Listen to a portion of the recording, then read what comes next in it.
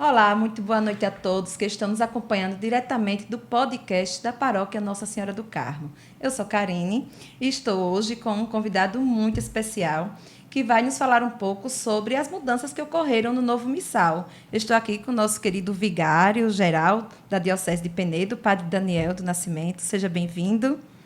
Muito boa noite, Karine, muito boa noite a todos os que nos seguem através do podcast do Carmo.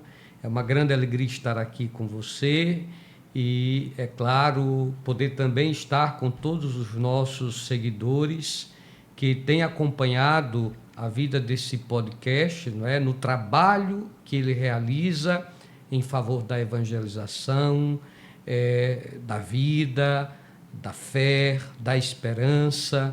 Tenho certeza, ao longo desses meses do podcast do Carmo, muita coisa boa foi semeado através deste canal. É uma alegria poder estar aqui com você para tratar desse tema que eu diria um tema atual, né? Estamos vivendo aí as primeiras experiências da terceira tradução do missal romano. A gente não fala diretamente um novo missal, mas uma nova tradução do missal já existente. Então é um tema onde nós podemos tratar com muita naturalidade, porque é a vida da igreja, o culto, não é o centro da nossa vida de fé, e mesmo sendo uma novidade essa terceira tradução, tenho certeza que pouco a pouco as comunidades vão assimilando. Eu sei que todo mundo em casa está curioso, como eu também, e a gente gostaria que o senhor nos apresentasse quais foram as principais modificações nessa tradução que houve, né? Para que todo mundo que está em casa aprenda cada vez mais. Isso, então eu vou pedir licença a você, Karine, mas ao mesmo tempo dizendo que você vai ser minha companheira aqui na apresentação, porque foi preparado uns slides. Nós vamos ficar numa telinha menor e os slides vão aparecer aí para você que está nos acompanhando, para que a gente possa, de fato, ver quais as mudanças que nós vamos aqui apresentar todas, porque senão precisaríamos de uma noite inteira. Mas vamos apresentar as principais mudanças que a terceira edição do missal nos oferece, não é? Então aí vocês estão acompanhando em nossa tela as novidades da terceira tradução do missal de São Paulo VI. Então fique claro, esse missal de Paulo VI, quem é Paulo VI? O Papa que conduziu o Concílio Vaticano II e que promulgou, não é, esse novo missal, não é? Então, eu quero aí só apenas, né, apresentar algumas mudanças, porque a pergunta que você me fez, como essas mudanças, elas sempre existiram ao longo da história, né? Aqui e acolá, o Papa, então, solicitava essas atualizações. Então, aí vocês têm, não é, uma recapitulação daquilo que aqui no bate-papo a gente fez menção, não é? Até o século XV havia vários ritos, né, vários textos e ritos que eram utilizados, e a partir do século XVI, especialmente, aí nós temos em 1570 o missal de Pio V, isso fruto do Concílio Vaticano II, do Concílio de Trento e dessa, vamos dizer, reunião dos vários textos litúrgicos que se tinham no mundo inteiro, nas expressões dos vários ritos da igreja, né? Então nós temos de 1570, com a promulgação do missal, 1604, então nós temos aqui 34 anos depois, já o Papa Clemente VIII solicitou mudanças na rubrica. Então vocês percebem aí, 30 e poucos anos, o Papa seguinte, Clemente VIII, já solicitou uma nova mudança, acréscimos, traduções, mudanças em rubricas e por aí vai. Pode passar. Então aí nós temos 1634, o Papa Urbano VIII, novas mudanças. E aí nós temos um tempo maior entre o Papa Urbano e somente em 1884 o Papa Leão XIII faz novas mudanças. Em 1911 nós temos novas mudanças através do Papa Pio X. Em 1920 o Papa Bento XV realiza de fato novas mudanças, sempre nesse sentido de atualizar o missal, de inserir novas orações, de inserir os santos que foram canonizados ao longo desse tempo. Então é sempre dentro desta perspectiva. E aí nós chegamos no início da segunda metade do século XX com o Papa Pio XII, não é? Que tem aí insere a Semana Santa, porque antes era um livro à parte, então insere tudo no missal. E depois, com o Papa João XXIII, em 1962, nós temos a inserção. Veja, a primeira inserção do nome de São José na oração eucarística se deu com o Papa João XXIII na oração primeira, que é chamada de oração do cânon romano. Né? Então ele insere o nome de São José. Então se lembra Nossa Senhora, se lembra também São José, o esposo de Maria. Né? E aí vem o Concílio Vaticano II. Né? O Papa João XXIII foi quem começou o Concílio Vaticano II. Ele faleceu durante o concílio. E aí se tem um conclave, né? Que é aquela reunião dos cardeais para eleger o novo Papa, e então é eleito o Papa Paulo VI, que dá continuidade ao concílio. Não é? Pode passar, o concílio começou em 62 e terminou em 65, 11 de outubro, 8 de dezembro de 65. Desse concílio, que é o concílio vigente, não é, para a Igreja, é o Concílio Vaticano II. E só para dizer o que é um concílio, é uma reunião, uma grande reunião, onde a Igreja reúne os bispos, enfim, para discutir a vida da Igreja, não é? O concílio pode ser dogmático, pode ser pastoral, pode ser dogmático pastoral. No caso do Concílio Vaticano II, foi dogmático pastoral. Mas nós temos N concílios ao longo da história da Igreja que definem a fé, a caminhada da Igreja, né? As verdades de fé, desde os primeiros séculos, não é? São decididas à luz do Espírito Santo nesses grandes encontros da Igreja que se chama de concílio. Né? Então, o Concílio Vaticano II apresentou-nos esses documentos. São 4 constituições, 9 decretos e 3 declarações. Não é? Só voltando um pouco, as constituições dogmáticas, então, uma delas é a que toca a liturgia da Igreja, que é essa constituição que já foi mencionada aqui, Sacrosanctum Concilium. É ela que vai tratar da liturgia da Igreja. Né? E tantos outros temas que são tratados sobre a própria identidade da Igreja, sobre a relação da Igreja com o mundo, enfim, os decretos também sobre vários assuntos da vida da Igreja. Tudo isso e as declarações fazem parte da atual doutrina da Igreja. Não é? Pode passar. Então aí vocês têm a capa, eu até queria ter pego aqui, mas dá para ver aí a capa. É um livro mais denso, não é? Mais rico também, porque de fato foi inserido, não é? Tudo aquilo que a Igreja permitiu que fosse inserido nesse novo missal aqui para o Brasil. Não é? Então nós temos aí, já fiz menção à tradução solicitada pelo Papa João Paulo II, não é?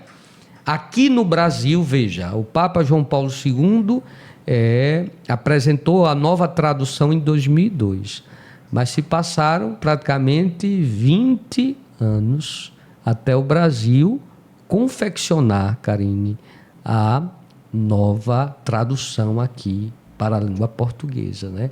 Somente no dia 17 de março deste ano, 2023, foi aprovado pela Santa Sé a nova tradução aqui para o Brasil.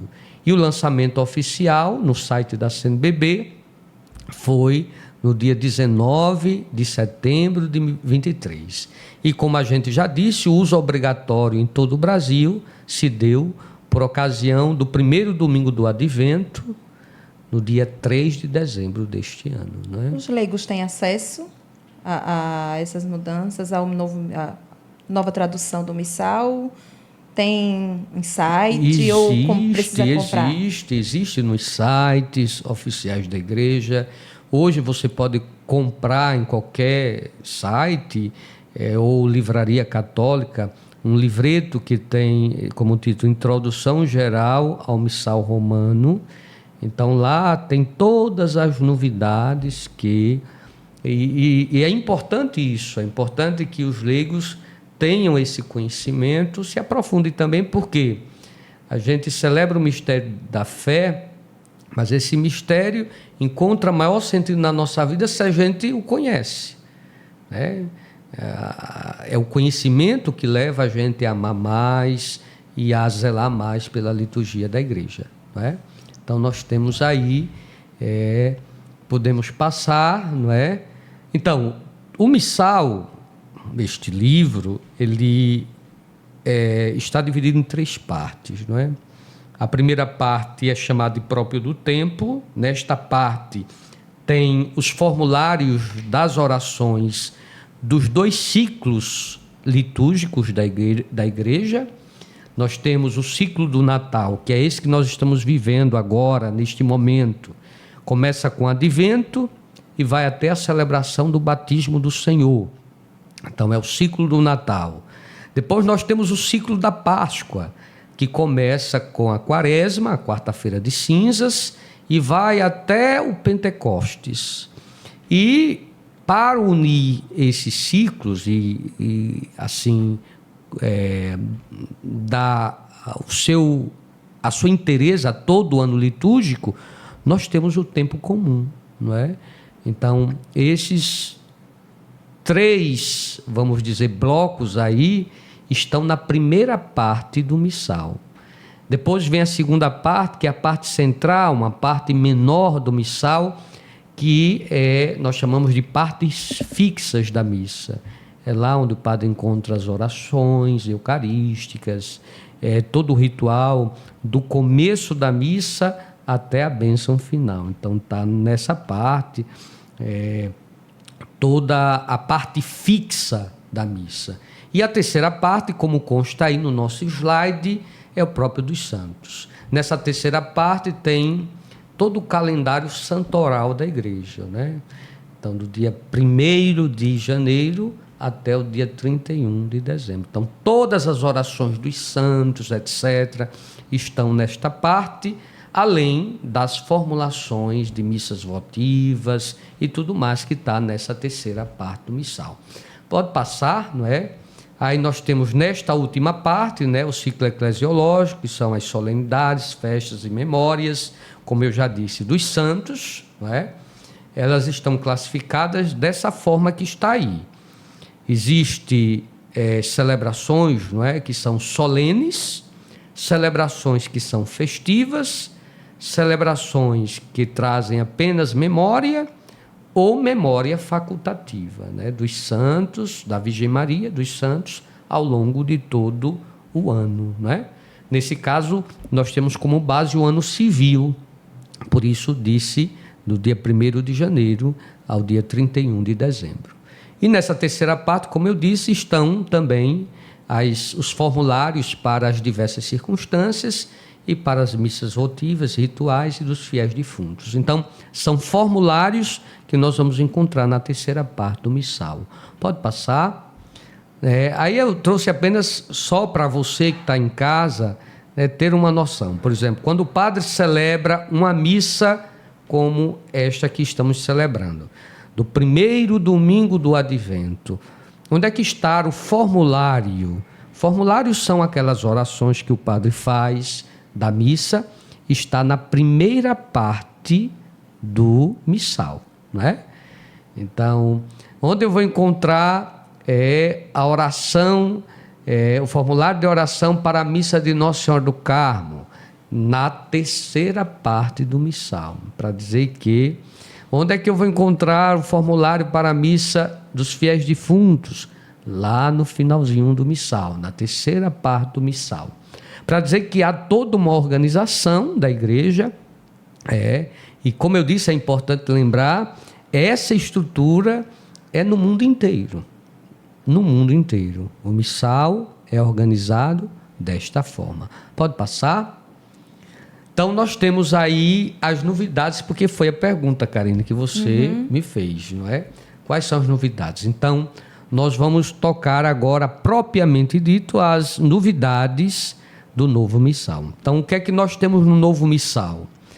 Para o tempo do advento, foram inseridos novos formulários para este tempo. Por quê? Porque antes a gente tinha formulários mais simplificados.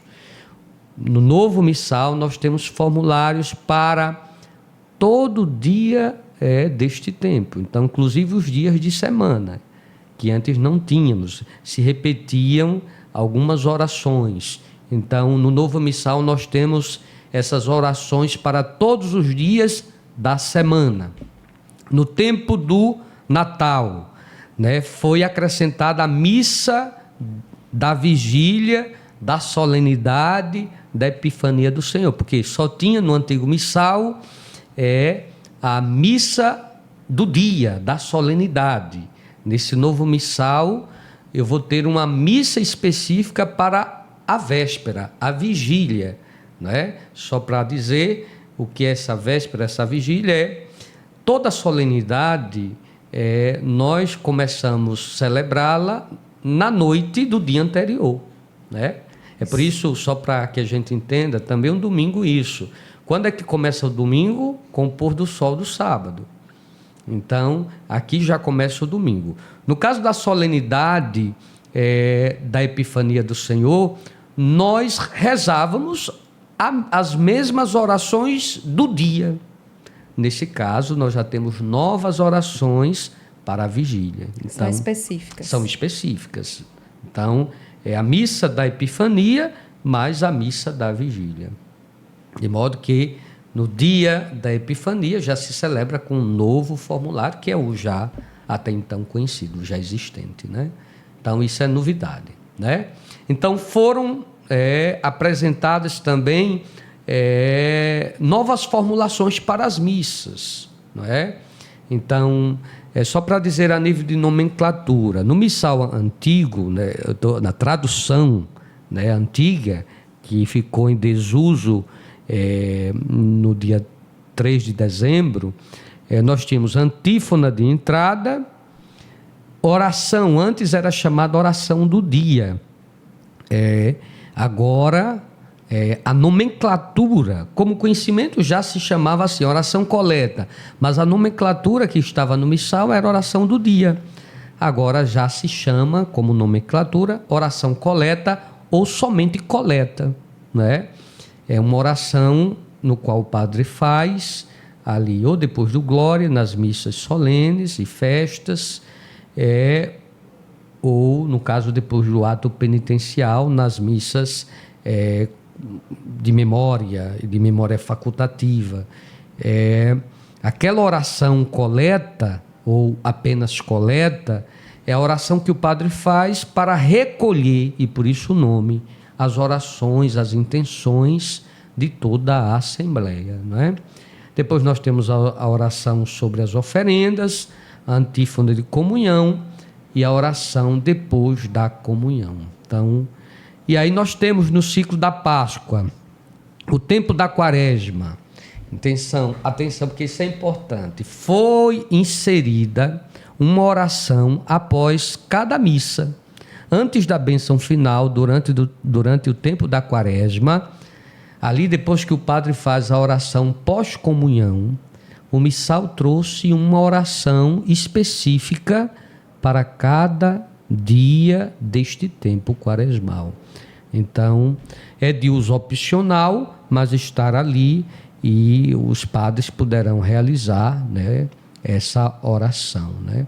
Durante o tríduo pascal, o que é o tríduo pascal? São aqueles 3 dias, a quinta para sexta, a sexta para sábado, sábado para o domingo, não é? Porque é um pouco isso, é importante que a gente entenda a liturgia. O dia para a liturgia começa na noite anterior. Então, a quinta-feira, na verdade, não é um dia litúrgico em relação ao tríduo pascal. A quinta-feira, para nós, é um dia litúrgico para a celebração da missa chamada dos Santos Óleos, do Crisma, onde o bispo, junto com o clero, se reúne para ali a bênção e consagração dos Santos Óleos.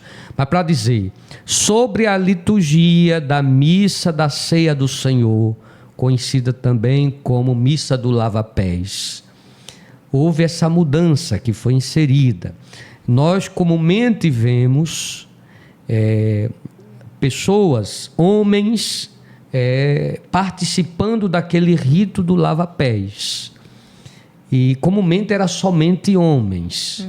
Agora, naturalmente, se pode lavar os pés, e é uma orientação, não somente pode, deve lavar os pés, não somente de homens, mas de mulheres, de crianças, não é?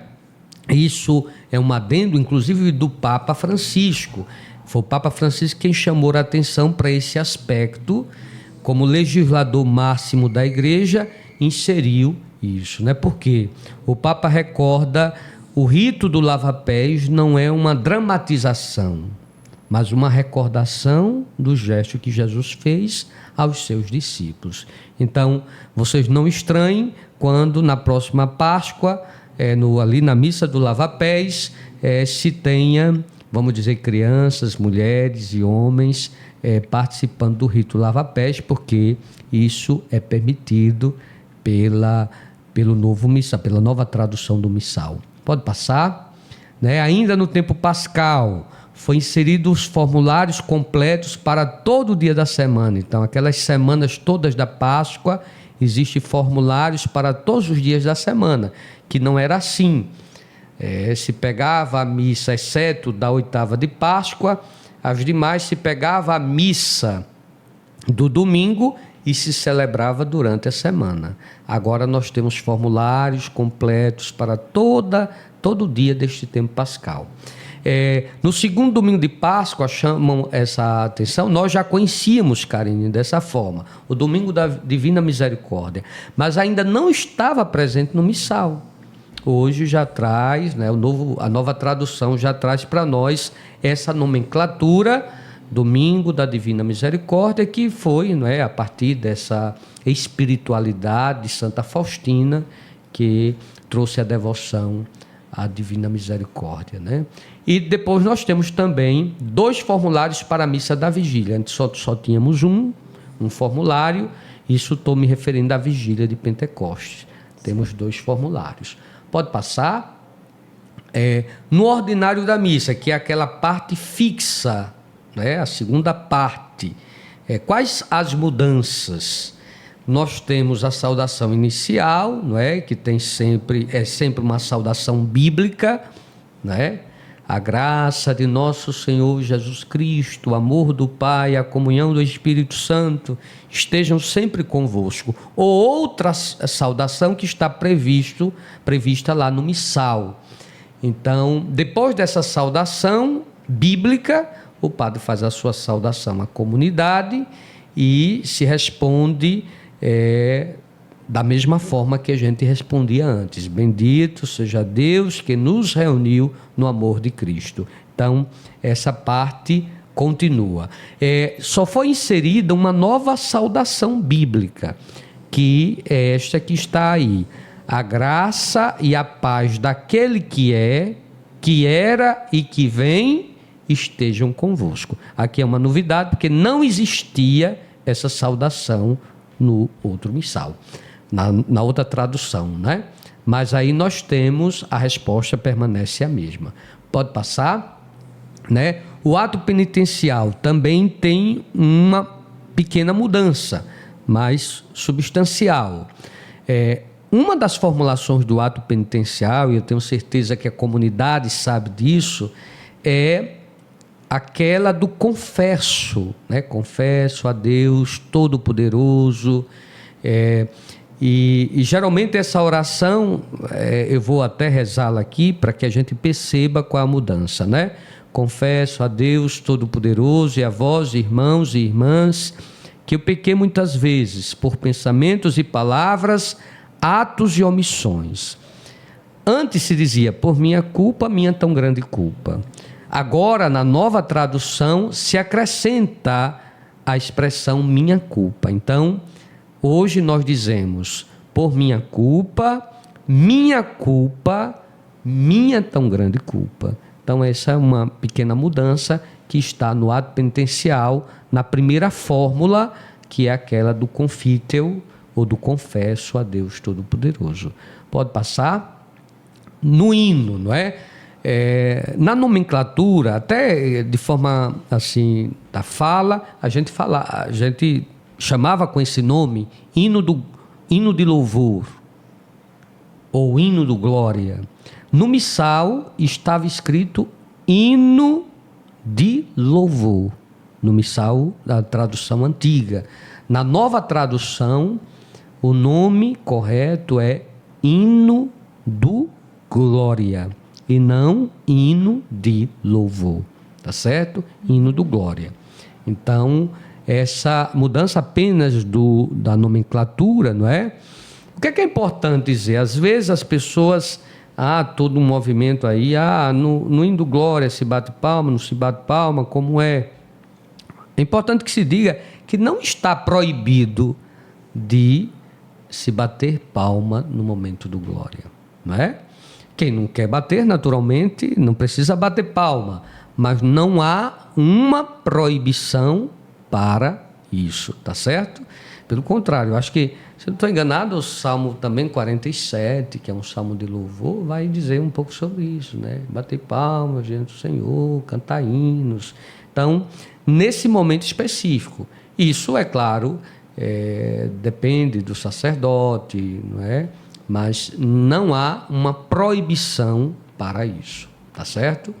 Pode passar. Então, a oração coleta, não é? E a mudança é aquela oração já mencionada, não é? Há uma mudança na parte final da oração, não é? Antes, na tradução que estávamos usando, por nosso Senhor Jesus Cristo, vosso Filho, na unidade do Espírito Santo. Era assim que se concluía a oração.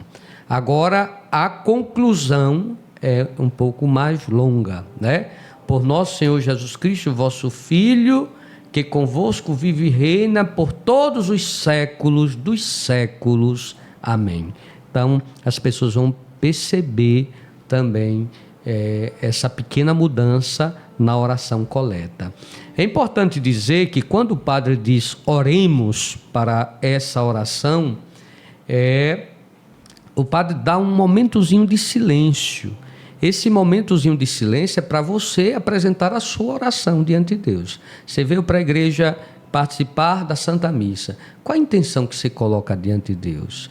Aquela oração que o padre faz reúne, coleta, por isso o nome, todas as orações que estão presentes no nosso coração. Tá certo? É muito importante. Então, nós temos essa pequena mudança na oração coleta. Pode passar. A liturgia eucarística, então, ali o início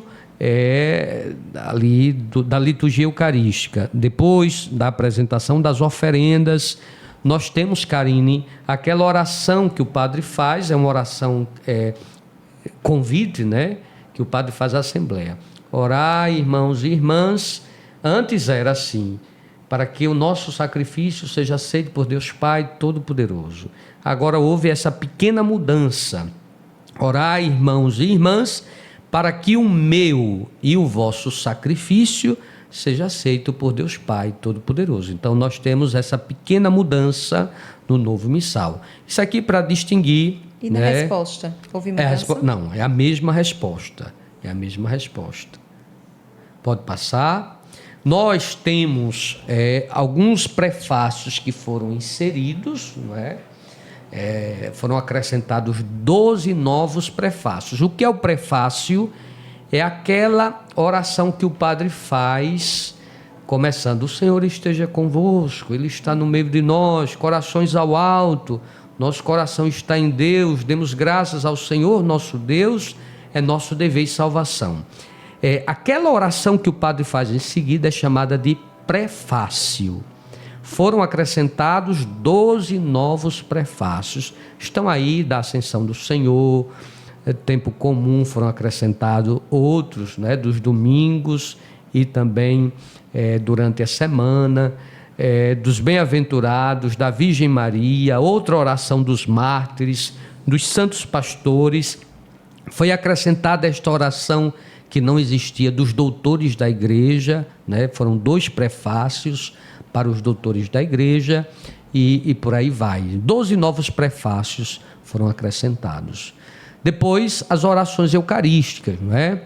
Todas foram minuciosamente revisadas na tradução. Inicia a oração eucarística, como a gente já disse, com o diálogo inicial do prefácio, né? O missal de Pio V só existia a oração eucarística 1, 2, 3 e 4. A partir do missal de Paulo VI foi acrescentada a quinta oração eucarística, é importante. E a quinta tem uma característica que ela é nossa, é fruto de um congresso eucarístico que o Brasil fez há algumas décadas e pediu para que no nosso missal constasse essa oração eucarística quinta que nós temos aí no missal atual, tá certo? Então, o nome de São José, como eu já disse, que foi acrescentado na oração 2ª, 3ª e 4ª, antes, vocês lembram lá atrás, a gente falou aqui, não é? Só existia na oração 1ª, foi o Papa João XXIII, ainda no século passado, e agora nós temos na 2ª, 3ª e 4ª.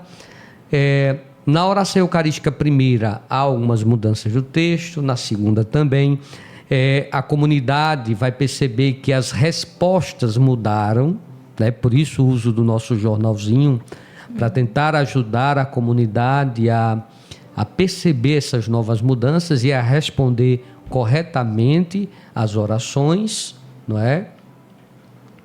Então, as aclamações memoriais, é interessante, e aqui a gente vai, não é, pouco a pouco se acostumando.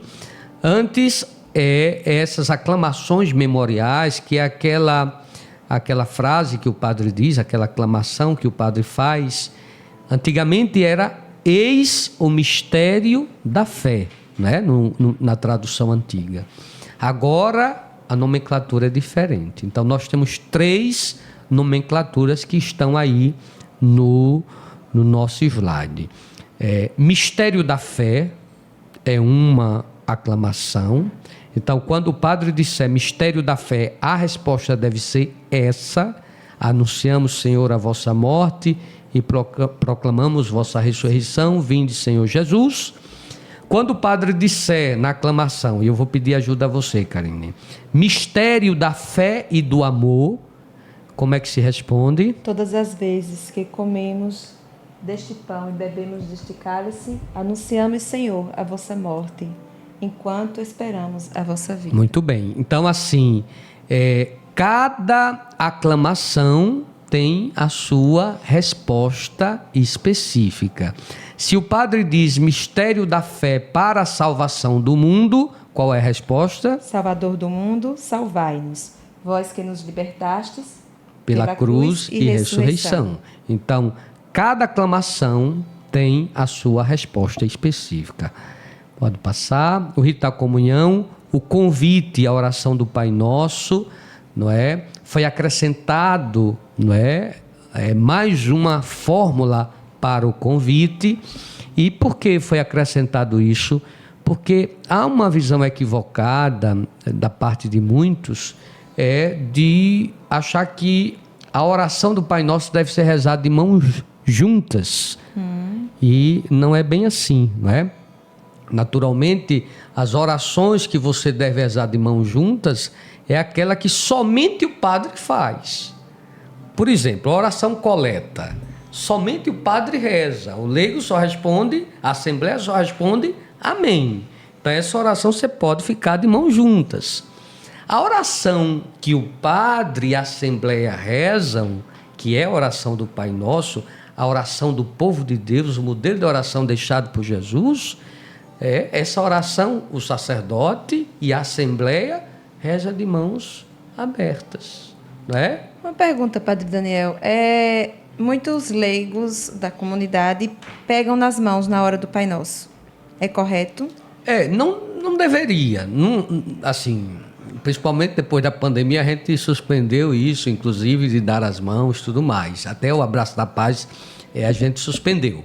Mas não é dito que, porque na rubrica do missal fala de mãos abertas e não de mãos dadas. Tá certo? De mãos abertas. Então, é a oração que o sacerdote e a assembleia fazem, não é? Então foi acrescentado esse convite. Guiados pelo Espírito Santo, que ora em nós e por nós, elevemos as mãos ao Pai e rezemos juntos a oração que o próprio Jesus nos ensinou. Então, a gente reza o Pai Nosso, lembrando que não se diz amém, né? Porque logo após o finalzinho do Pai Nosso, o sacerdote segue sozinho. Aí sim, você fecha as mãos e é o sacerdote que continua sozinho, de mãos abertas, porque somente ele reza, não é? Então a gente tem essa mudança, então que fique claro que a oração do Pai Nosso se deve rezar com as mãos abertas, não é? Não precisa nem o padre pedir, foi acrescentado aí, mas...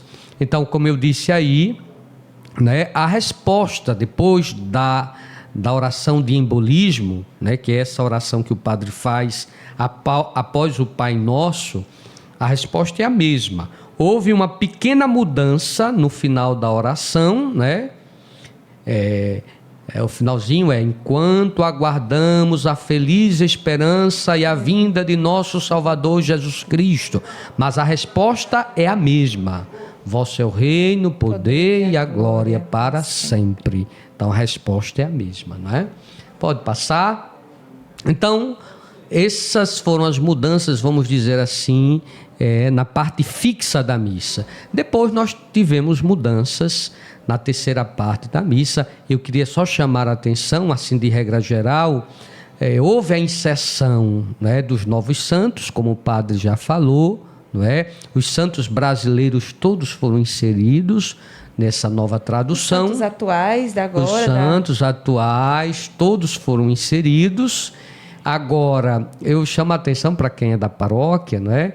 Antes, nós não tínhamos aqui a solenidade de Nossa Senhora do Carmo, agora tem, não é? Então, da bem-aventurada Virgem Maria do Carmo, é chamada assim, Virgem Maria do Carmo, né? E de outros santos, pode passar, os santos brasileiros foram acrescentados, São José de Anchieta, Santa Paulina, Santo Antônio de Santana Galvão, Santa Dulce, todos esses santos foram inseridos na nova tradução do missal, não é? Uma coisa que a gente colocou aí é sobre a questão da saudação de paz, né? A gente tem observado, inclusive na nossa paróquia, que as pessoas se saúdam mesmo que o padre não faça o convite, né? Isso. Então, a saudação de paz, ela é facultativa nesse momento e só deve ser feita se, de fato, houver o convite por parte do sacerdote, né? Se o sacerdote ou o diácono disser saudemo-nos em Cristo Jesus, aí sim, aí você pode fazer a saudação. Se não, se omite e se passa ali para o Cordeiro de Deus, não é? Então, essas foram as formulações, de fato, do missal. De regra geral, foram essas. É claro que, como a gente disse, todo o missal foi revisado na sua tradução. Ao longo do tempo, nós vamos nos acostumar com essa nova tradução. O que é que se deve dizer? Que é uma tradução que enriqueceu ainda mais o culto da igreja, né? A celebração da igreja, a celebração do mistério da Santa Eucaristia. Naturalmente, os outros livros litúrgicos serão também passarão pela nova tradução. Então, o sacramento do batismo, o sacramento do matrimônio, tudo mais. Mas para nós fica, por enquanto, a nova tradução do missal romano, né?